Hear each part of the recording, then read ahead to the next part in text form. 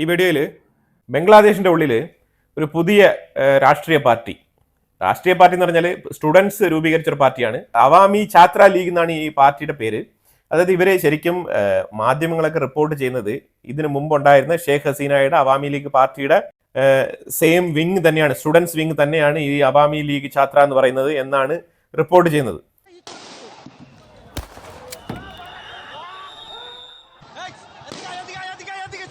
It's the ancestral home of Sheikh Mujibur Rahman, the founding father of Bangladesh. The rally was organized by the National Citizen Party, a self-proclaimed reformist movement born from last year's protests. 2-3 ദിവസമായിട്ട് ഈ ഗോപാൽഗഞ്ച് എന്ന് പറഞ്ഞ സ്ഥലത്ത് ഒരു പ്രക്ഷോഭം നടക്കുകയാണ്. ഈ പ്രക്ഷോഭം എന്ന് പറഞ്ഞാൽ NCP പാർട്ടി, ഈ NCP പാർട്ടിയാണ് ബംഗ്ലാദേശിൽ കഴിഞ്ഞ തവണ ഷേഖ് ഹസീനയെ പുറത്താക്കാൻ വേണ്ടിയിട്ട് ഒരു പ്രധാനപ്പെട്ട കാരണമായിട്ട് തീർന്നത്. അതായത് ആ ഒരു ഷേഖ് ഹസീനയെ പുറത്താക്കുന്ന ഒരു വെടിവെപ്പ് സംഭവമൊക്കെ നടന്നതിന് ശേഷം ആ ഒരു പ്രതിഷേധ പ്രകടനത്തിന്റെ ബാക്കി പത്രമായിട്ട് രൂപം കൊണ്ടതാണ് ഈ ഒരു NCP പാർട്ടി.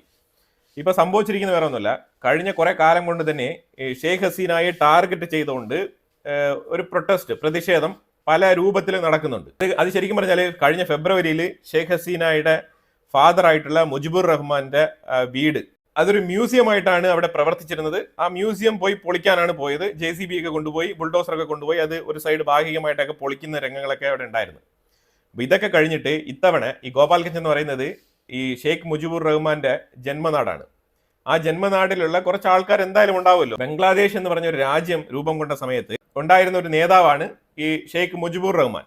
ഇപ്പൊ നേരെ ടാർഗറ്റ് ചെയ്യുന്നത് മൊത്തം ഷെയ്ഖ് മുജിബുർ റഹ്മാൻ ഒന്നുമല്ല എന്ന് ആക്കി തീർക്കുകയാണ് ചെയ്യുന്നത് ബംഗ്ലാദേശിൽ ഇപ്പൊ നിലവിലുള്ള ഈ ഒരു മതഭരണകൂടം. അതിനെല്ലാം പിന്തുണ നൽകുന്ന രീതിയിൽ സൈലന്റ് ആയിട്ട് സപ്പോർട്ട് കൊടുക്കുകയാണ് ചെയ്യുന്നത് ഈ യൂനസിന്റെ താൽക്കാലിക ഭരണകൂടം. അപ്പൊ ഇപ്പം രണ്ടാമത് ഒരു റാലി പ്രഖ്യാപിച്ചിട്ടുണ്ടായിരുന്നു NCP പാർട്ടി. എന്തിനാണെന്ന് പറഞ്ഞാൽ ഷെയ്ഖ് ഹസീനയുടെ ഫാദർ ആയിട്ടുള്ള മുജിബുർ റഹ്മാനെ ഖബറടക്കിയിരിക്കുന്നത് ഈ സ്ഥലത്താണ്, ഈ ഗോപാൽഗഞ്ചിലാണ്. അപ്പൊ അവിടത്തേക്കാണ് ഇപ്പോഴത്തെ മാർച്ച്. അപ്പൊ ഇത് ശരിക്കും പറഞ്ഞാൽ ഞാൻ ഇതിനു മുമ്പ് പറഞ്ഞ അവാമി ലീഗിന്റെ തന്നെ ഈ ഒരു സ്റ്റുഡൻസ് പാർട്ടി എന്ന് പറഞ്ഞ പാർട്ടിയോട് ചേർന്ന് കുറച്ച് ആൾക്കാർ ആ ഒരു നാട്ടിലുള്ള ആൾക്കാർ ഇതിനെ പ്രതിഷേധിക്കാൻ വേണ്ടിയിട്ട് NCP പാർട്ടിയുടെ ഒരു റാലി തടയാൻ വേണ്ടി വന്നു.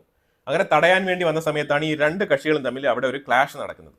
ഇതിനകത്ത് സംഭവിച്ചെന്ന് പറഞ്ഞാൽ വീണ്ടും ആർമി പൊതുജനങ്ങൾക്ക് നേരെ വെടിവെക്കുകയാണ് ചെയ്തത്. ഈ വെടിവെപ്പില് നിരവധി പേർ കൊല്ലപ്പെട്ടു. ഇതിനകത്ത് 18 പേര് കൺഫേം ആയിട്ട് കൊല്ലപ്പെട്ടു എന്നുള്ള വാർത്ത വരുന്നുണ്ട്. ഇതിൽ കൂടുതൽ മരണനിരക്ക് ഉയരാനുള്ള സാധ്യത ഉണ്ട് എന്നാണ് കരുതപ്പെടുന്നത്. ആ ഒരു കലാപത്തിന്റെ ഫൂട്ടേജസ് ആണ് ഞാൻ ഈ വീഡിയോയിൽ ഉടനീളം കാണിച്ചിരിക്കുന്നത്. അത് കാണുമ്പോൾ തന്നെ നിങ്ങൾക്ക് വളരെ വ്യക്തമായിട്ട് മനസ്സിലാവും. അപ്പൊ അതായത് ഈ ഒരു NCP പാർട്ടിയുടെ അതിക്രമം അത് തന്നെയാണ് മനസ്സിലാക്കേണ്ടത്. ബംഗ്ലാദേശിലെ പൊതുജനങ്ങൾക്കൊക്കെ ഇപ്പൊ ഒരു വിധത്തിൽ കാര്യം മനസ്സിലായിട്ടുണ്ട്. ഷേഖ് ഹസീനയുടെ ഭരണം തന്നെ തിരിച്ചു വരണം എന്ന് തന്നെയാണ് ഭൂരിപക്ഷം സ്ത്രീകൾ വിചാരിക്കുന്നത്. സ്കൂൾ കുട്ടികൾ മുതൽ കോളേജ് തലത്തിൽ ഉൾപ്പെടെ ഈ ജോലിക്ക് പോകുന്ന ഈ ഒരു ഗാർമെന്റ് കമ്പനിയിൽ ജോലിക്ക് പോകുന്ന മുതിർന്ന സ്ത്രീകൾ വരെ അതാണ് അവരുടെ അഭിപ്രായം. കാരണം അതായത് അവർക്ക് സുരക്ഷ നഷ്ടപ്പെട്ടിരിക്കുന്നു എന്നുള്ള ഒരു സിറ്റുവേഷനാണ് ഇപ്പം ബംഗ്ലാദേശിലുള്ളത്. അതായത് ഈ മതഭരണകൂടം എന്താണ് ചെയ്യുന്നത് പറഞ്ഞാൽ താലിബാനിലുള്ള അതേ നിയമങ്ങളൊക്കെ ബംഗ്ലാദേശിലേക്ക് കൊണ്ടുവരണം എന്നാണ് പറയുന്നത്. അപ്പൊ അങ്ങനെ പറയുമ്പോഴത്തേക്കും ഈ സ്ത്രീകൾക്കുള്ള എഡ്യൂക്കേഷൻ കാര്യങ്ങളൊക്കെ ഇതിൽ പെടും. അപ്പൊ ആ രീതിയിൽ ബംഗ്ലാദേശിന്റെ ഉള്ളിൽ ഒരു അരക്ഷിതാവസ്ഥയാണ്. അതേ പ്രൊഫസർ യൂനസ് ഈ സ്ഥലങ്ങളൊക്കെ വിസിറ്റ് ചെയ്യുന്നുണ്ട്. അതായത് ഈ കലാപങ്ങൾ നടന്ന ഏരിയാസ് ഒക്കെ പുള്ളി വിസിറ്റ് ചെയ്യുന്നുണ്ട്. വിസിറ്റ് ചെയ്തിട്ട് എന്ത് കാര്യമാണുള്ളത്? കഴിഞ്ഞ തവണ ഷേഖ് ഹസീനയുടെ ഫാദറിന്റെ ആ വീട് പൊളിച്ച സമയത്ത് ആ കലാപകാരികൾക്കെതിരെ ഒരു നടപടിയും എടുത്തിട്ടില്ല, ഒരു സിംഗിൾ കേസ് പോലും ഫയൽ ചെയ്തിട്ടില്ല. അപ്പൊ അതുകൊണ്ട് ഇത്തവണ ഞാൻ എന്തായാലും കേസ് ഫയൽ ചെയ്യും എന്നൊക്കെ പറയുന്നുണ്ട് യൂനസ്. പക്ഷേ അതും ഇനി കണ്ടറിയണം. അപ്പൊ ആ രീതിയിലാണ് കാര്യങ്ങളുടെ മുന്നോട്ട് പോക്ക്. ബംഗ്ലാദേശ് ശരിക്കും ഒരു കലാപഭൂമിയായിട്ട് മാറിക്കൊണ്ടിരിക്കുകയാണ്. പിന്നെ ഇത് ഏതുവരെ ഇത് മുന്നോട്ട് പോകും എന്നുള്ളത് നമുക്ക് അറിയത്തില്ല. കാരണം അമേരിക്കയുടെയും ചൈനയുടെയും ഇൻഫ്ലുവൻസ് നല്ല രീതിയിൽ തന്നെ ബംഗ്ലാദേശിന്റെ ഉള്ളിൽ ഉണ്ട്. അത് നമ്മൾ മനസ്സിലാക്കിക്കോണം. ബംഗ്ലാദേശ് ജനങ്ങൾ തിരഞ്ഞെടുത്ത ഒരു ഗവൺമെന്റ് അല്ല ഇപ്പൊ ഭരിച്ചുകൊണ്ടിരിക്കുന്നത്. അപ്പൊ അതിന്റെ ഒരു വിയോജിപ്പ് ആ ജനങ്ങൾക്കുണ്ട്. യൂനസ് ആണെങ്കിൽ ഒട്ടും തന്നെ ഇലക്ഷൻ നടത്തുന്നതുമായിട്ട് ബന്ധപ്പെട്ട് യാതൊരു രീതിയിലുള്ള അറിയിപ്പുകളും കൊടുക്കുന്നില്ല. 2026 എന്ന് പറയുന്നുണ്ട്. 26 ഡിസംബറായി, ഇനി 27 ആവാനുള്ള സാധ്യതയും കൂടി കാണുന്നുണ്ട്. അപ്പൊ അതാണ് നിലവിലെ ബംഗ്ലാദേശിന്റെ Wednesday when security forces confronted supporters of former Prime Minister Sheikh Hasina, a student-led party formed after last year's uprising which ousted Hasina marched towards her hometown Gopalganj, a stronghold of her party Awami League. Sohail Mullah, a young shop owner, was shot and killed.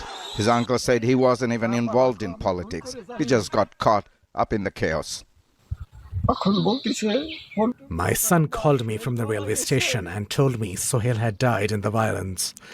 I advised my sons to stay where he was and not move, as the situation was growing more volatile. Footage shows crowds of people armed with sticks attacking police officers, torching vehicles, and assaulting members of the National Citizen Party. What began as a peaceful commemorative rally quickly spiraled into violent street battles. Authorities imposed curfew in the district, but with protests spreading across the country and political parties blaming one another for the unrest, Bangladesh is on edge. Gopalganj is a politically sensitive area. It's where Sheikh Mujibur Rahman, the first president of Bangladesh, and Hasina's father is buried. Awami League supporters say they're regularly attacked and intimidated and have nowhere to exercise their right to protest because of all activities of the party and its affiliates are banned. No matter how many obstacles, attacks or violence the Awami League unleashes, members of the National Citizen Party will continue their rallies.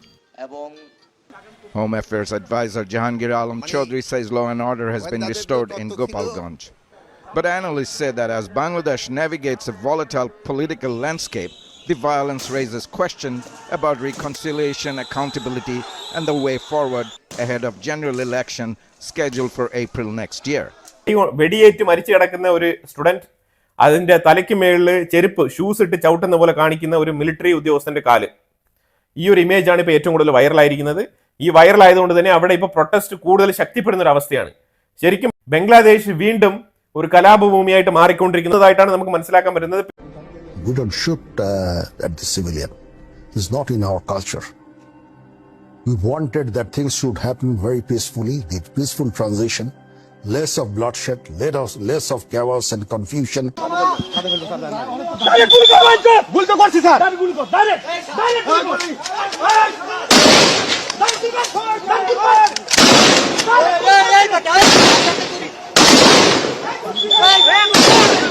ഇപ്പൊ ഇന്നലെ നടന്ന ഈ ഒരു ഗോപാൽഗഞ്ച് ജനസൈഡ് എന്ന് പറയുന്ന ഈ ഒരു വിഷയത്തിനെ കുറിച്ചുള്ള ഒരു അപ്ഡേറ്റ് തരാൻ വേണ്ടിയിട്ടാണ് ഈ ഒരു വീഡിയോ ചെയ്തത്. ഇതിനെക്കുറിച്ചുള്ള അഭിപ്രായങ്ങൾ കമന്റ് ബോക്സിൽ രേഖപ്പെടുത്തുക. കൂടുതൽ വിഷയങ്ങളുമായിട്ട് അടുത്ത വീഡിയോയിൽ വരാം. Thank you so much.